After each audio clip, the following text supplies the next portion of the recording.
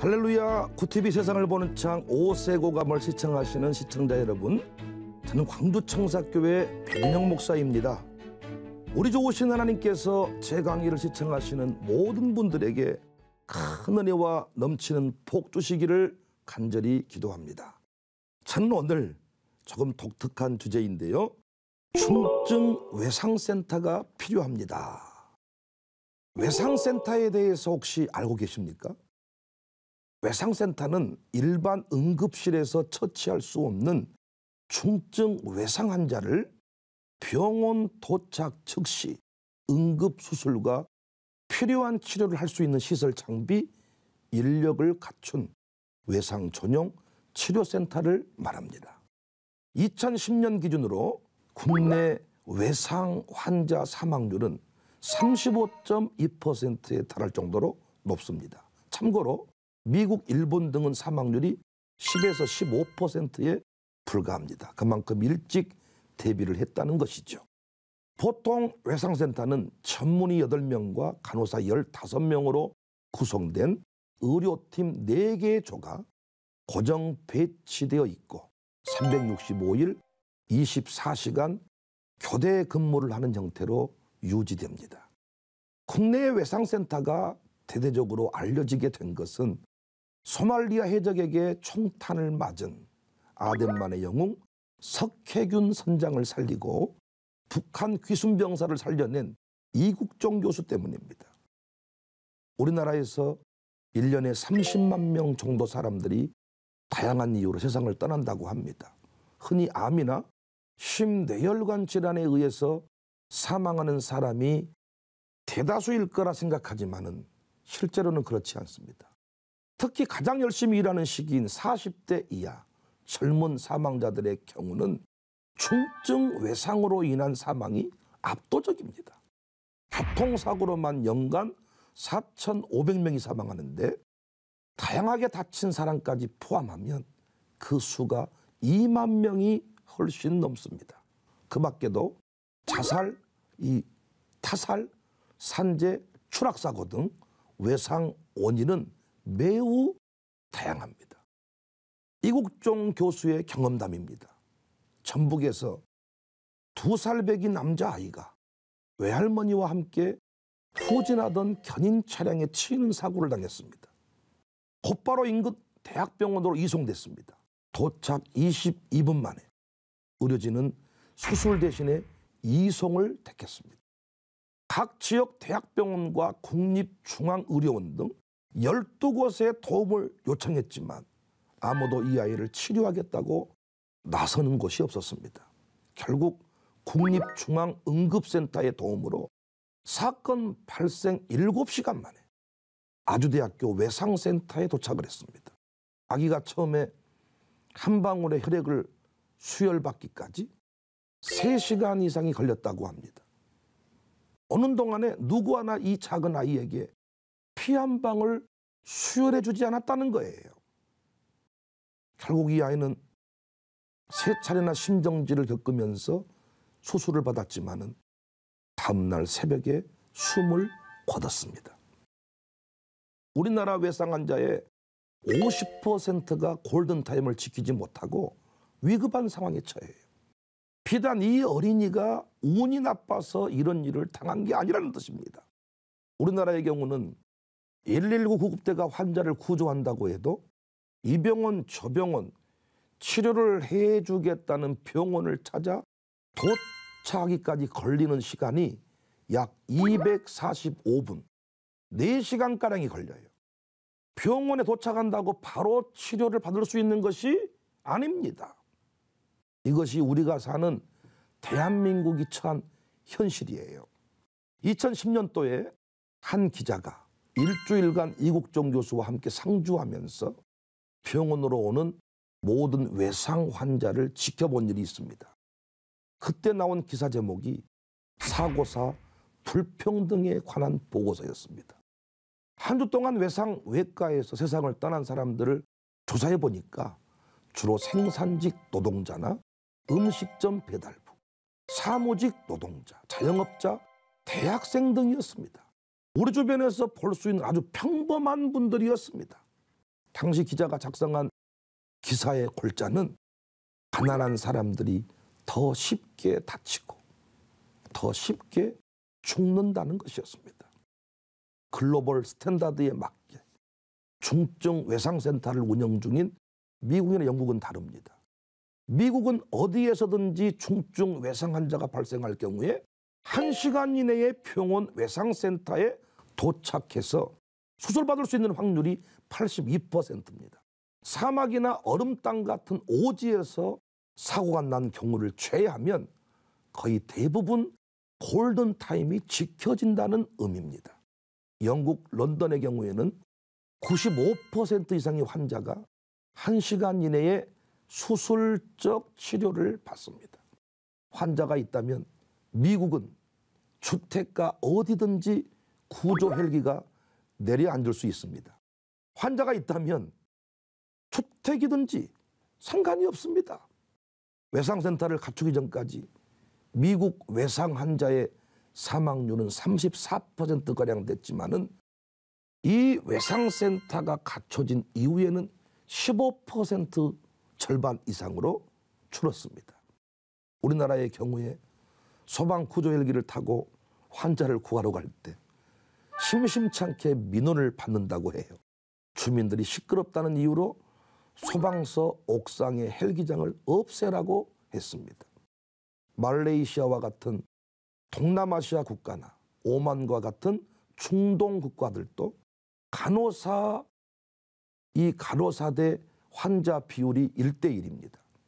2011년에 석혜균 선장이 소말리아 해적의 총격을 받았을 때 미군 헬기로 2~3시간 만에 오만 병원에 옮겨졌고 도착한 지 1시간 안에 수술을 시작할 수가 있었습니다. 외상센터 시스템과 전문 의료진이 잘 갖춰져 있었기 때문에 가능한 일이었죠. 실제로 그곳 의사들 대부분이 영국에서 수련을 거쳐서 의료기술이 뛰어났고 우수한 의료 장비를 갖추고 있었습니다. 다만 아랍 국가였기 때문에 혈액 공급이 원활치 않았고 약이 부족해서 우리나라로 이송됐던 것입니다. 우리 인체는 체중의 5%에 달하는 피로 채워져 있습니다. 그런데 여기서 절반이 조금 안 되는 1.5리터 정도만 빠져나가도 환자는 사망 직전에 도달합니다. 1.5리터짜리 우유팩의 내용물을 바닥에 쏟아내기까지 얼마만큼의 시간이 걸립니까?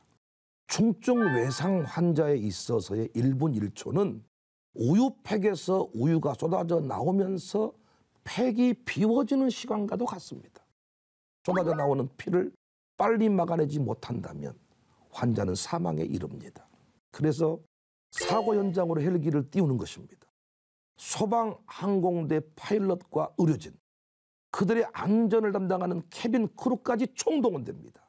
헬기 안에서 약을 준비하고 현장에서 환자를 구출하면 상처 부위에서 뿜어나오는 피를 손끝으로 막고 헬기 안에서 응급수술을 진행하는 거예요. 대한민국 외상외과 의사가 되고 싶다면 체력이 좋아야 된다 그러더라고요. 외과 의사는 온종일 서서 손으로 수술을 해요. 책상에 앉아서 하는 일이 아닙니다.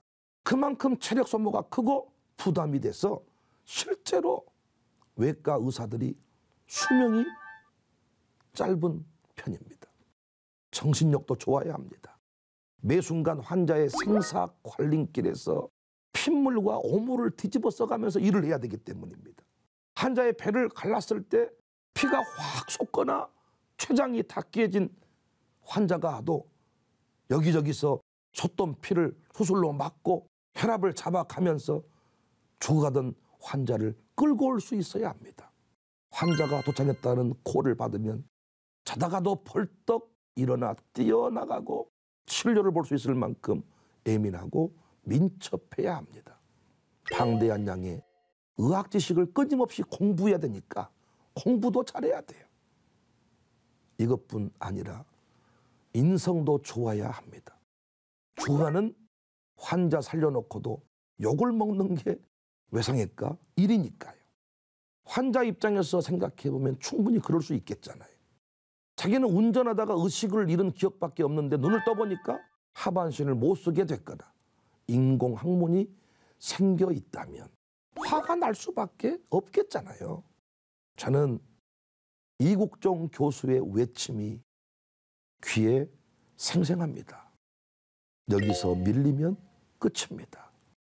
어떤 일이든 진정성을 가질 때 기적을 만들 수 있습니다.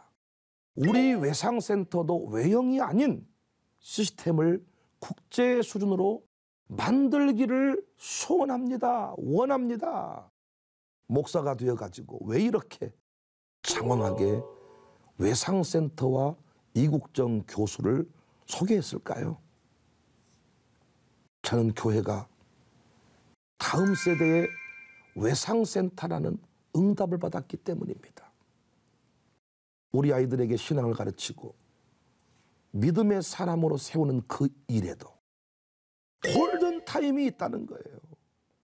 응급실에만 외상 환자에게만 골든타임이 있는 것이 아니라 영적인 일에도 골든타임이 있다는 거예요. 유대인 교육법에 의하면 13세입니다. 13세가 지나면 부모 역할은 끝난다. 요즘 제가 해보니까 11세 정도로 낮아진 것 같습니다. 4학년, 5학년이 되면 더 이상 우리 아이들에게 부모가 영향을 미칠 수가 없어요. 지금 우리 자녀들의 영적인 상태, 다음 세대 영적인 상태는 중증 외상 환자의 모습 그대로입니다. 문제는 우리 자녀들의 이 영적 아픔을 심각하게 받아들이지를 않는다는 거예요. 이국종 교수가 가슴으로 외쳤던 그 마음이 저는 목사로서 느껴지는 거죠.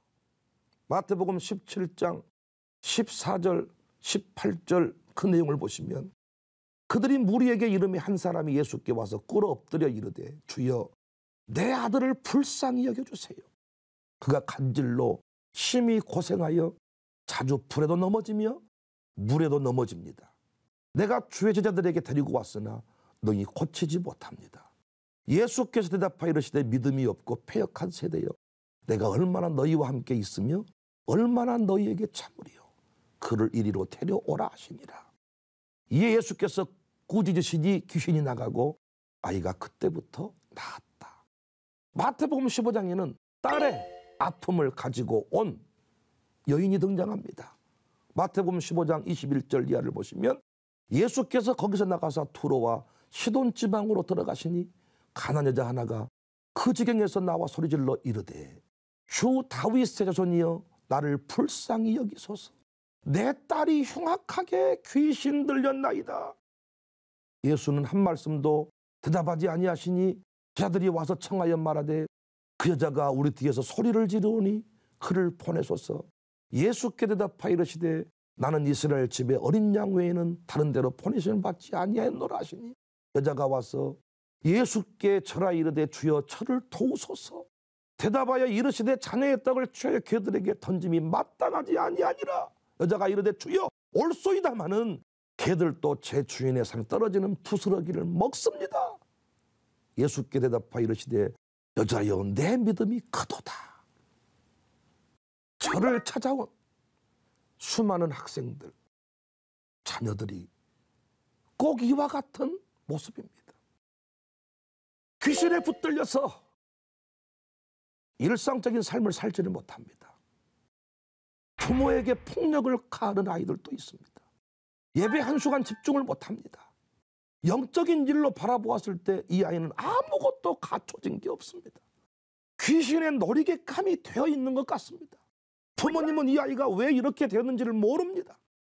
문제는 그동안의 이 귀신의 역사를 제어할 기간을 만나지 못했다는 거예요.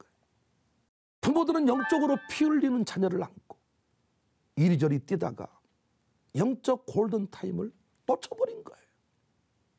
그래서 저는 수많은 목사님들에게 우리 부모들에게 다음 세대를 위한 교육기관을 세워야 된다고 외쳤습니다. 이제는 주일 교육만이 아닌 삶의 모든 여정 가운데서 교회가 함께하는 구조 시스템을 만들어야 된다고 했습니다. 지금 현재 주일학교 교육을 보면요 그렇게 되어 있지 않잖아요.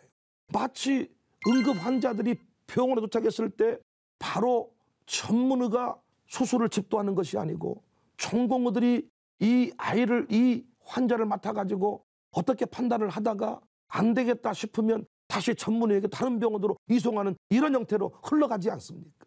이때 골든타임을 놓쳐서 사망에 이르게 된다는 거예요.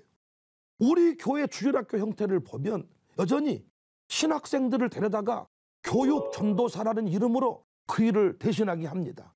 교육전도사. 참 이름도 웃기지 않습니까? 그런데 그들의 한계는 뭡니까? 신학교를 졸업하면 떠난다는 것이지요. 아직 뭔가 전문가적 위치에 서 있는 게 아니고 아직 배워가는 중에 있다는 것이지요. 그런데 그들을 데려다가 다음 세대 교육을 책임지라고 합니다. 그들은 주중에 그 일만 하는 게 아닙니다. 교회 다양한 사역들을 같이 겸하고 있습니다.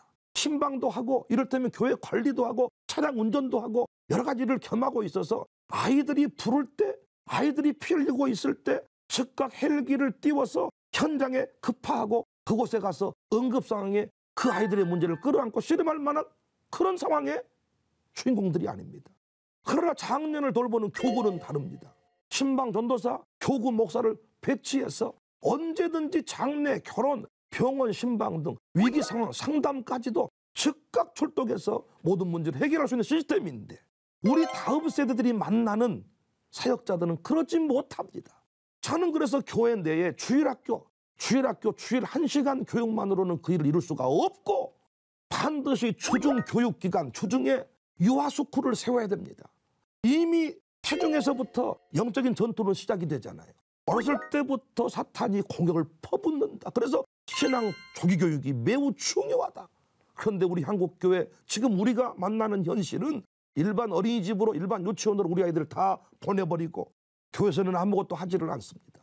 그 소중한 타임 0세에서부터 4세, 4세에서부터 7세 그 시간 안에 어떤 교육을 만나느냐에 따라서 우리 아이들의 영적인 상태는 달라지는데 우리는 그 교육 시스템을 갖추고 있지를 못합니다. 예전에는 정부가 법으로 단속을 하고 규제를 해서 그 일이 어려웠다고 한다면 지금은 다르거든요. 홈스쿨이 열려버린 시대. 부모들이 이제는 의식이 깨어나서 스스로 집에서 다른 교육을, 다른 차원의 교육을 찾고 있는 이 시대에 교회는 다시 어린이 성교원과 같은 유아스쿨을 세워서 영적인 일의 전문가, 피 흘리고 영적으로 피 흘리고 귀신에 붙들려서 내 인생을 어떻게 할 줄 모르는 그 아이들, 말을 못하지만은 영적으로 다 꿰뚫을 수 있는 그 영적 전문 감각을 가진 교사를 배치해서 0세에서부터 그 아이들을 교회가 돌봐야 됩니다. 그리고 초등학교, 중학교, 고등학교 이 교육 시스템을 갖춰야 됩니다. 그냥 주일학교에서 그냥 어떤 집사님, 권사님의 헌신도 매우 중요한데 이분들은 다 주중에 일이 있는 분들이고 사업하신 분들이고 어떤 분들은 뭐 검사도 있고 변호사도 있고 얼마나 바쁩니까? 주일 이 사역만으로도 힘든 사람들이에요. 출동할 수 없어요. 응급 상황에 이들이 그 일을 대신할 수가 없어요. 그래서 학생이 1명 있든 2명 있든 학생이 뭐 20명이 있든 아니면 어리든 나이를 먹었든지 간에 그 한 영혼을 붙들고 씨름할 수 있는 하나님의 사역자들을 세워야 된다고 보는 것입니다. 저는 그래서 우리 샬롬스쿨 대안학교에서 일하는 교사들의 이름을 저희 교회 주보에 교육 선교사다 이렇게 제가 이름을 붙여줬습니다. 그래서 해외에 가서 선교하는 분들은 해외 선교사, 국내에서 우리 학교에서 다음 세대를 세우는 사람들을 교육 선교사다 이렇게. 그분들은 학생 1명을 데리고 일하는 목사도 있습니다. 학생 3명을 데리고 사역하는 교사도 있습니다. 우리는 지금까지 기계적 숫자론에서 벗어나자, 세상이 이미 사람을 돈으로 보는 이런 형태에서 벗어나자고 외치고 있습니다. 부흥을 자꾸 숫자로 연결시키니까 우리가 함정에 빠지는 것 같아요. 하나님께서 천국 잔치를 벌이신다 그랬잖아요. 영혼이 돌아올 때. 그 영혼은 작년의 영혼만 말하는 게 아니지 않습니까? 유아세례를 베풀 때에도 이런 감동이 우리에게 있어야 되는 것입니다. 교육 선교사를 배치해서 그 일만 전담하는 구조를 만들자. 그런데 여전히 교회들이 그 일에 별로 관심이 없어 보여요. 심지어는 이렇게 말해요. 공부할 때가 있다. 공부는 때를 놓치면 못한다. 공부할 때 열심히 공부해라. 그래서 고3들 입시 처리되면 교회 오지 말고 열심히 나가서 학원 가고 대학 들어간 뒤에 돌아와라. 그러니까 이들의 의식구조 속에는 공부는 때가 있고 신앙은 때가 없다. 언제든지 할 수 있다. 이렇게 보는 것 같습니다. 그렇습니까? 반대 아닙니까? 오히려 공부는 얼마든지 나중에 마음을 새롭게 고쳐먹으면 할 수 있습니다. 깨달아지면 할 수 있습니다. 그래서 나중에 나이 드신 할머니 할아버지도 대학 학사모를 쓰고 졸업하는 것을 제가 봤습니다. 영적 골든타임. 신앙생활은 다릅니다. 그때가 있습니다. 하나님 요구하시는 그때가 있습니다. 그때를 놓치면 안 됩니다. 우리 아이들이 영적 외상을 잊고 치료의 자리까지 나오는 시간이 수십 년이 걸려요. 그 안에 피 흘려 죽은 사람도 있고 아예 영적인 불구가 되기도 합니다. 우리나라보다 저는 선교지가 훨씬 더 다음 세대들에게는 나은 곳이라고 이렇게 보는 거예요. 왜? 생명을 내건 선교사가 선교기관을 세우고 다음 세대 신앙교육을 책임지고 있기 때문입니다. 그런데 우리나라의 경우는 모든 자녀 교육을 세상 학교, 세상 교사, 학원 강사가 책임지고 있는 시스템이에요. 자, 들은 적이 있는데 확인해 보니까 저는 태권도 학원에서 태권도만 배운 줄 알았더니 요즘에는 그게 아니고 작은 주일학교 같이 다양한 프로그램들을 운영을 하더라고요. 왜인가 봤더니 다음 학원으로 가기 전에 정해진 시간 동안 머물게 해야 되기 때문에. 그러니까 우리 아이들이 지금 영적 외상을 입었어요. 피를 흘리고 있어요. 귀신에 붙들려요. 어찌할 줄 몰라요. 그런데 학원으로. 그래서 아이들이 학원차에 오르면서 하는 말이 피곤해 죽겠다. 어른들이 웃으면서 야 이놈아 네가 왜 피곤해? 이렇게 말하지만 정말입니다. 그 아이들 죽을 지경입니다. 붙들려 있습니다. 맨정신이 아닙니다. 요즘 아이들 보십시오. 순종을 하지를 않습니다. 요즘 아이들 보십시오. 예배를 못 드립니다. 예배하는 인생, 예배하는 민족 하나님이 쓰시는데 예배를 드리지를 못합니다. 그래서 저는 결단했습니다. 우리 교회가 광주청사교회가 다음 세대를 위한 영적 외상센터가 되리라.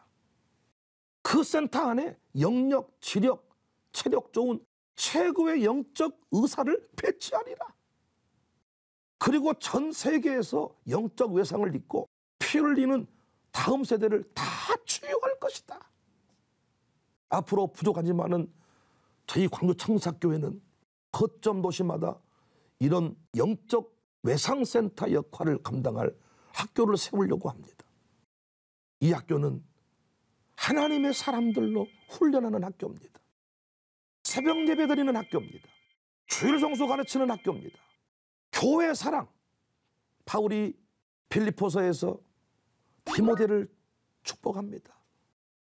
에바브로디도를 축복합니다. 공통점이 뭡니까?